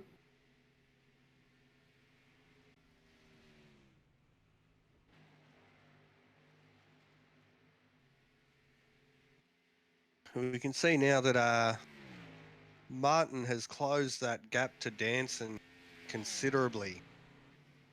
So he's not far off him now. So maybe Martin's decided he wants to put the foot down and put some pressure on Danson up front. He's definitely moving forwards on him. Maybe he's decided it's go time now as Hamish Gallagher has come into the pit lane as well. Just with Dylan Davis there, he just went a little bit wide up into the corner and just tagged the outside wall and went straight down to the inside wall. Luckily though, we remained caution free. Although caution now wouldn't be too much of a bad thing. I'm sure it would make for an interesting rest of this race. Oh yeah, I'd love to see a caution right now. And it looks like Martin's coming into pit lane. Yeah, so Martin, of course, stopping a little bit later than Danson that the first time round, has come in a little bit earlier this time round. So he's going to try for that undercut on Matt Danson. So will Matt Danson really want to stay out here much longer? Is he going to want to try and hold his place? Of course, he's going to lose time once Martin comes back out there and gets those tyres up to temperature. And this has also helped Jason Bentz get up into second place as well. So really good race for Jason Bentz so far. He is having a fantastic drive out there. Very, very quiet, very pedestrian-like drive for him. He's not really had to do much racing, but he is having a fantastic drive and up there in second place as it sits. And we see... Well, it looks like Martin had a decent pit stop. I'm actually surprised to see him come in because he was definitely making time on Danson. Sorry, we just got an incident out on track just behind Matt Danson. Sorry, I was just trying to pick up what had actually happened there. As Matt Danson was coming into the pit lane, there was a bit of an accident behind him. But Matt Danson has pitted. But just trying to figure out what was going on behind him there. Just have to bear with me for a couple of moments as I've gone back to have a bit of a look-see.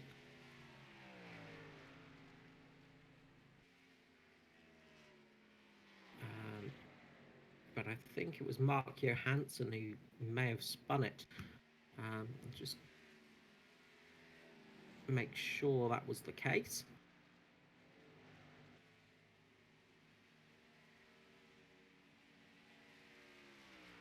Yeah, Mark's just run up into the wall and speared him down to the inside. Looks like he's got heavy damage. Yeah, very lucky not to bring out a caution flag there. I'm sure a few drivers would have been hoping for that to actually happen. Yeah, I'm surprised that didn't bring out the caution because he speared down into that inside wall, then came straight back up on the track. But luckily for him, he was able to drive it away. But I'm sure everyone that wanted a caution is not feeling quite so lucky right now. No, we've seen that a couple of times in recent events actually, where they've been where the iRacing system has been quite lenient on caution flags when there's been a car managing to drive off the actual racetrack and not be in for trouble. So it seems they are sort of cracking down a little bit on those sort of caution flag laps. So a bit of a shame sometimes, but I'm sure it's good for a few of those drivers. They'll be happy not to have those cautions. But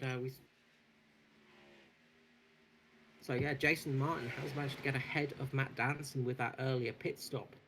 Um, so they are now side by side racing. So the race is on for that number one position now, the effective lead of the race. But looks like Matt Danson's got the draft at the moment, just coming down the front straight. Jason Martin just gives him a little bit of a squeeze down to the inside of the corner, holds him off. But Matt Danson is not giving up and is trying his best to get the side draft round. As he falls in a little bit behind Jason Martin again, maybe. Yeah, he's just going to come in behind Martin again. And very close racing there. Some great defensive driving by Jason Martin, just managing to hold Matt Danson off. Yeah, looks like these guys are going to put the elbows out now, have a bit of a battle. And I just went back and had a look at how that happened because we were both caught up looking at that incident. But it was basically a case of Danson was coming out of pit lane and Martin just beat him. So that undercut worked. Yeah, the undercut worked, but Matt Danson has managed to get in front now. He's just went around the outside and got in front of Jason Martin. So the slight gain he got from the undercut has been lost almost immediately, as Matt Danson just got that bit better speed on the exit. But of course now Jason Martin is within sort of a drafting distance of Matt Danson, which he wasn't before. So he's going to be able to keep nice and close to Matt Danson now, and this could be a real race for the lead. Yeah, well, Danson will have the advantage for the next couple of laps, I reckon, with those fresher tyres. But after a couple of laps, it'll level out. And then with Martin sitting in behind, he'll get the draft, and this is going to be a good battle, hopefully. Yeah, we could be in for a really good battle here to the end, and I don't think we're going to need. If we run green for the rest of the race now, I think everybody's made their final pit stops. So we've got Norman Clark in the lead at the moment, just because he hasn't made his pit stop yet. He's just trying to make it last as long as possible out there now, and hope that maybe a caution flag comes out. But Matt Danson is closing very fast on the back of him. Down a little bit further in the field, so 6th and 7th place, Ryan Shelton has managed to get ahead of Jason Bentz. So looks like Shelton's sort of earlier pit call worked for him again. But of course, Jason Bentz has got the speed once more over Ryan Shelton. So it'll be interesting to see how these guys compare once they get back to their sort of back to full racing speed, as Norman Clark does make his pit stop and Matt Danson becomes the leader again. But Danson's pulled out a heck of a lead over Jason Martin already. That is a fair gap. He's pulled out at least a second and a half over Jason Martin. That is one heck of a good green flag running. Yeah, he definitely used those fresh tyres to his advantage and put the foot down and took off. But will that cost him? As I said earlier, we all know how good Jason Martin is with his tyres. Is he just sitting back letting Danson scrub his tyres while he tries to get away? Is Martin going to come back? That's what I reckon is going to happen. Yes, sometimes that short-term gain is not a good thing. You know, you might gain a little bit at the early stages, but there is a race to be won, and you know it's a bit like championships. You know, you don't always have to race hard to win a championship, but you have to race smart. And with Matt Danson just getting as much speed out of those tyres as possible in these early stages, he might be using it up to so they start running out a little bit sooner. So this could start affecting them and coming towards the end of the race. But of course, track position is always favoured by drivers. They tend to like having that track position a little bit more. A guy that not mentioned for a little while is Hamish Gallagher, just in third place at the moment. A really good race for him. He's been very fast all day from his second place on the grid for qualifying, and now third place in this race. He's been having a fantastic drive tonight. Yeah, well, you know you're doing well if you don't even get talked about. To put it on second in qualifying and then just run the entire race without getting caught up in anything, without being noticed, he's doing a great job. Yeah, it is often the thing, and it's often the case. If you're not talked about, then you're usually doing good things. If we're talking about you lots, then sometimes things are going a bit wrong for you in the race. Um, but it looks like Jason Martin is just starting to gain a little bit of time back on Danson.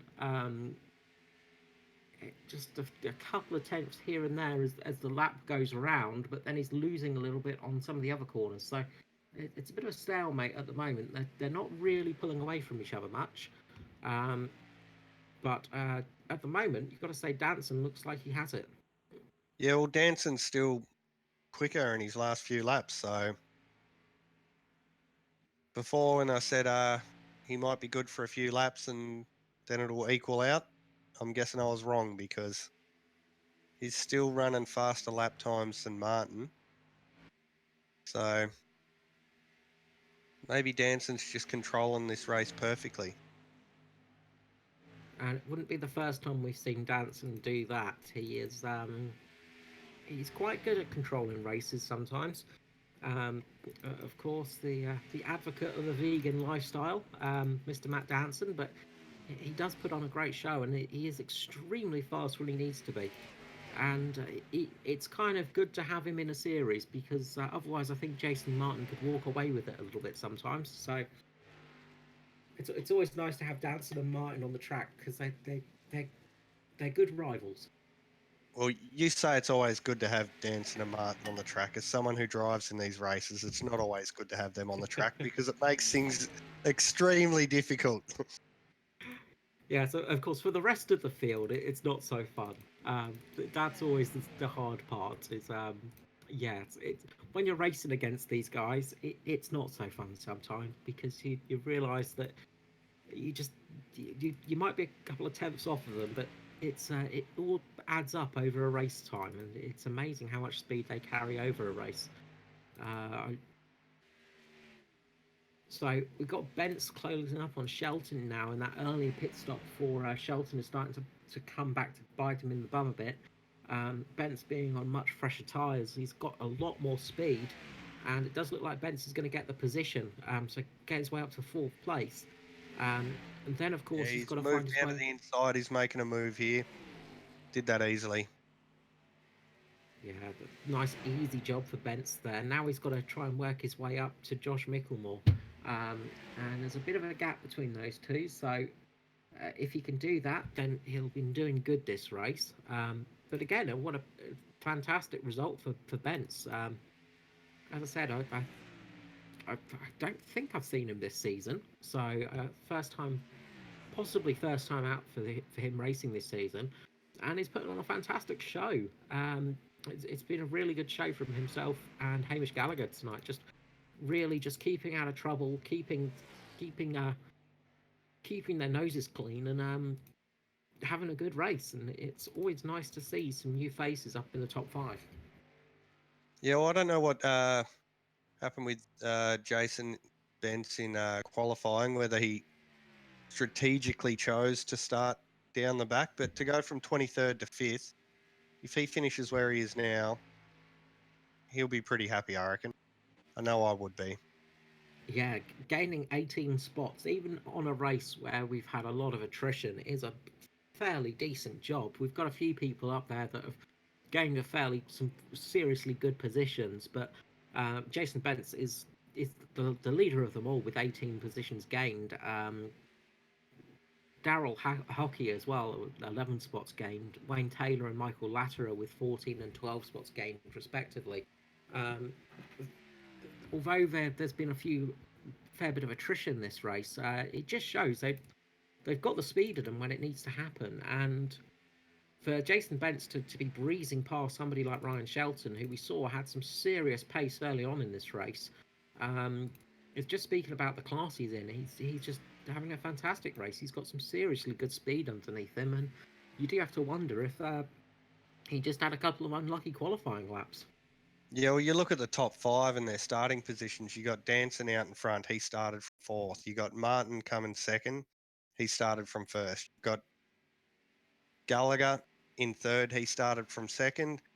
Michelmore in 4th, started from 6th. And then Bentz in 5th, started from 23rd. out of the top 5, he has definitely made the most moves tonight. Yes, and I think he got very lucky in avoiding some of that wreck early on in that race, the earlier wreck. But his car is clean. He managed to avoid all those wrecks, and as I said, sometimes it's better to be lucky than good. Although, not saying not he's not good, but just missing those wrecks has just really helped him out in this race. And that's also a big skill in this oval racing in NASCAR and stock car racing is avoiding wrecks because they're always going to happen. And it's one of the skills that is often underlooked because if you can avoid a wreck, you can get yourself some fantastic finishing positions. Yeah, and luck plays a big part in it, but reminds me of something I seen earlier. Those little iRacing tidbit quotes that come up when you're joining a session. Can't remember who said it, but one of them said, "The harder you try, the more luck you have," and that's so true. Yes, well, the more practice you put in, the better you're going to do at a race. And if you turn up with very few practice laps, you are going to struggle. And you do kind of make your own luck in motor racing. Sometimes, of course, there are things that are out of our control, and in iRacing, it's very much connection issues, not the engine issues that you suffer in the real world of motorsport. But you do have to make your own luck sometimes, and that's what the people like Matt Dance and Jason Martin do. Is they practice so much on these tracks. They focus so much on these circuits that they have this sort of supernatural speed almost. Um, and it is just from that practice and sort of knowledge on how to best race these circuits. It's a very it's sort of almost a self-fulfilling prophecy. If you do practice, you do put in the hard work, you are going to do better in these races, and these guys show it.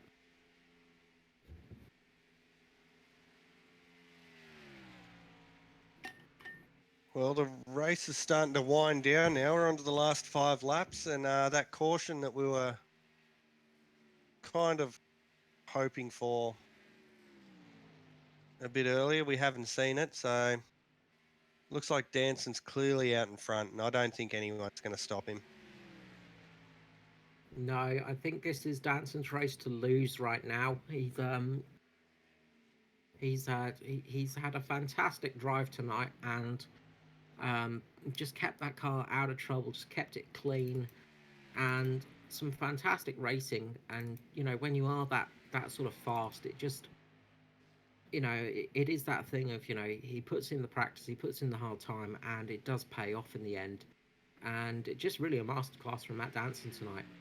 Um, Also a fantastic drive, as I said, from Hamish Gallagher and Jason Benz tonight as well. Just Hamish Gallagher just for that fantastic result in qualifying, which no doubt helped him uh, earlier on in the race when the wreck happened behind him. Um, Surely it's helped him get up to those positions, but he's showed he had the speed to be running up there as well. So him sitting in third place, fantastic job for him, and for Jason Benz as well, gaining all those positions, 18 positions in this race, and sort of catching on Josh Michelmore as we speak. I don't think he's going to be able to do it, but um, there is that chance he could possibly get one more position. Um, it's very slim, but there is a chance he could get past Michelmore. But brilliant drive from those guys. Absolute fantastic drive. Daryl Hockey as well. A good drive from him in the Middle Finger Racing team. Down there in eighth place as well. Gained some really good positions in the race, 11 positions. Um, Yeah, well, and he's also, he's running a lap down, but he started 19th. He's up to 8th, so that's another great result. yeah, some great results for some drivers that don't often get up to these positions.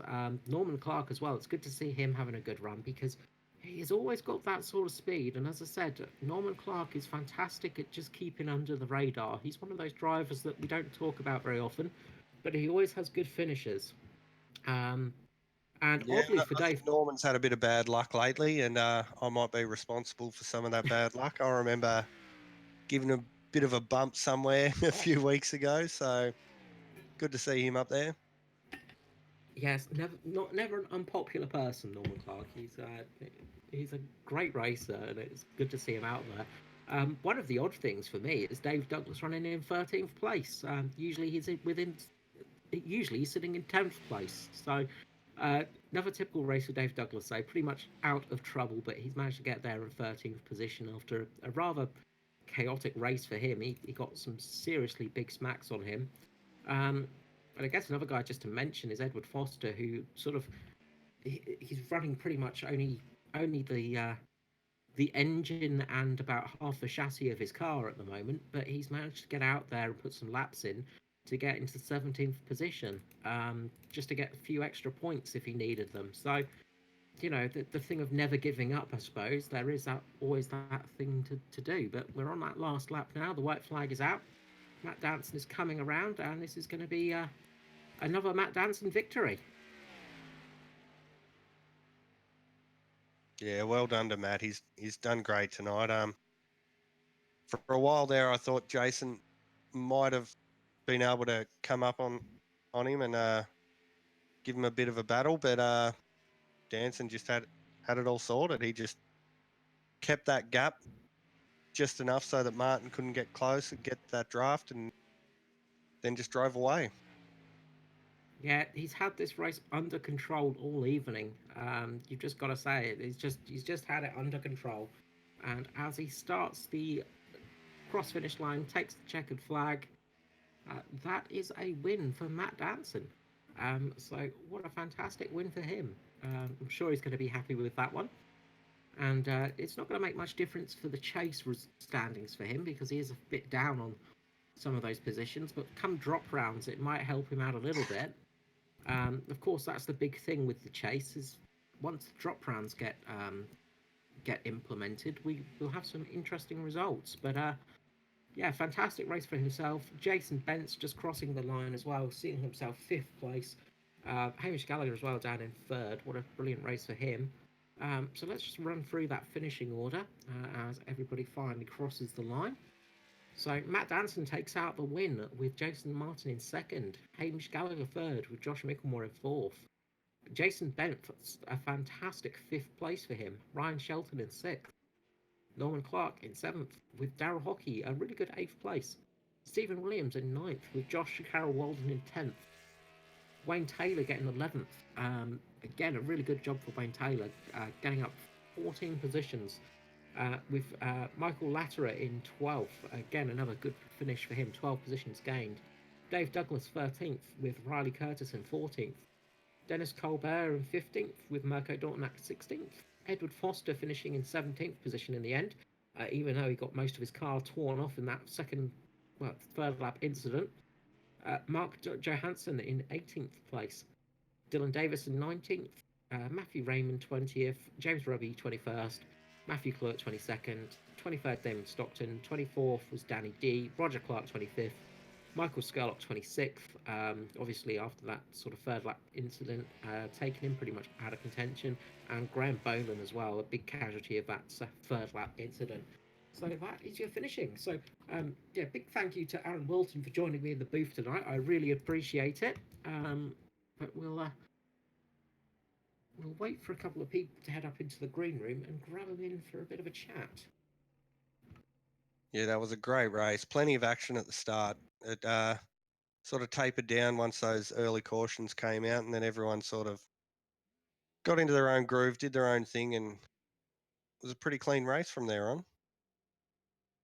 Yeah, once the field sort of thinned out a little bit, it did help drivers out for sure, and it just made it a little bit easier to run that sort of green flag, obviously. But yeah, from a very chaotic start to a very sort of pedestrian finish almost. Yeah, the pit stop strategies definitely played a part in this race. So it was good to see some green flag pit stops. We don't often get to see them. So Yes, and it's always nice to get some green flag pit stops because you see some different strategies paying off. So what I might do is just grab Matt Danson down, our winner. Matt Danson, Carl with here, Performance East Streaming. How are you going? And congratulations on that win. Yeah, good. Thanks, Carl. Yeah, cheers. It was a made it a bit hard for myself by starting from the pits, but it was good. It was good fun. I imagine sort of starting from the pits may have helped you out on that third lap incident, because obviously you made your way through some of that carnage to get up to the sort of front positions early on. What was it like from your perspective? Yeah, I guess I probably was lucky. I would have been right in the thick of that.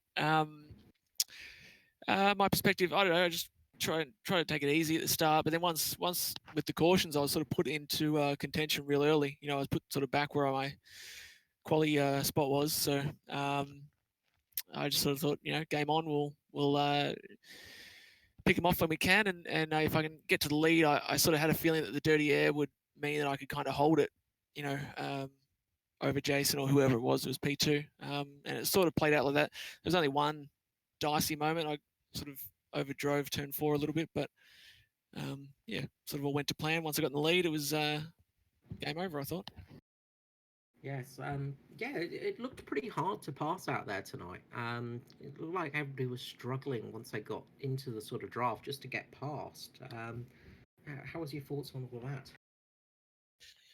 Yeah, I mean, so the draft obviously helps a lot down the straights and that, but then in the corner, I mean, Indy is usually only a 1-lane track anyway at best, or 1.5.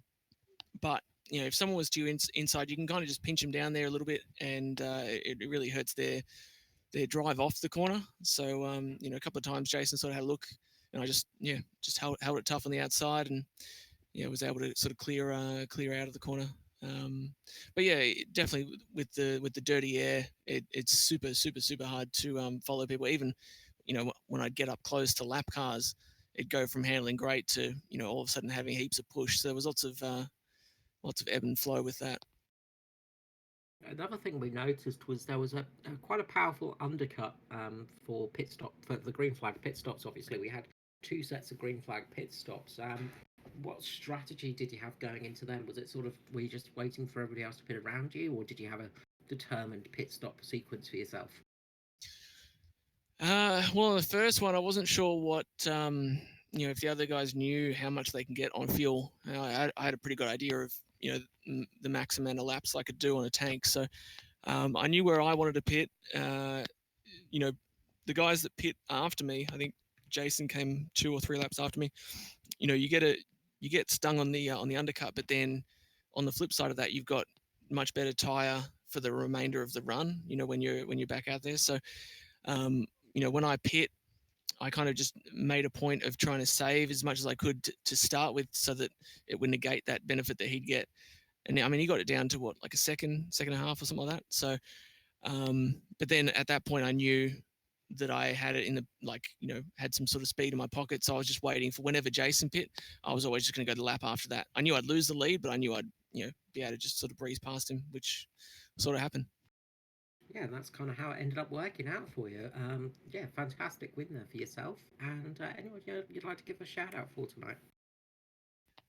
Shout out to ANZCAR, put on the league. It's always fun week in, week out. It was a really good field tonight, which was great. Unfortunately, obviously with the wreck early, but yourselves, doing the comms, it's always appreciated. Shout out to SCR, Silver Crowder Racing, all the boys there, everything they teach me and help me push and get better. Braden, Ashton, Marcus, everyone. Vegan Food Melbourne, make sure you get around them on Instagram. And the dancers, obviously the fan club. I know you're a fully paid up member, Carl, so thank you for that. Yeah, it's always good to get people's support. Yes, we've got to keep those dancers dancing, haven't we? Thank you so much, Matt, and I'm sure we'll see you again in a couple of races' time. Thanks. Matt Danson there, our winner. Just might grab down just for who's in that sort of that room. Just might grab down Jason Martin and just have a quick chat to him before we head off tonight. Jason. Yeah, Martin, I hated this pretty much. Sorry, I caught you mid-sentence there. Sorry, Jason. Jason Martin, Car Withing Performance E Streaming. How are you going? Yeah, okay, mate. bit pissed off, but yeah. Yeah, obviously not the race you would have completely wanted tonight, coming in second. But how was everything from your perspective? Yeah, I thought I nailed the strategy to get myself in front on the last pit stop, and then got blocked by some guy, and then got damaged, and then the race was pretty much over then. So what happened with the damage? I think we might have missed that one.